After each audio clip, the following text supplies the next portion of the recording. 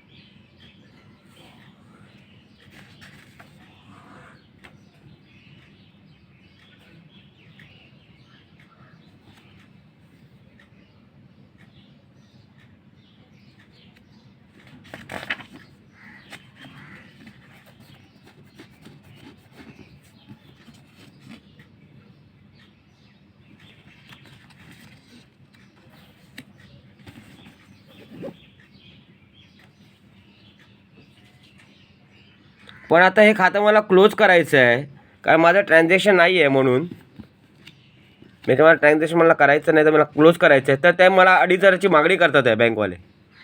पाहू शकता, हे खातं मला क्लोज करण्यासाठी 2,500ची मागणी करतात आहे. जर ते म्हणतात तुम्ही नाही भरले तर कोणी तुमच्या खात्यावर टाकले तर मी लगेच कापून घेणार. पण हे 2,500 का घेणार? हे 2,500 रुपये का घेणार?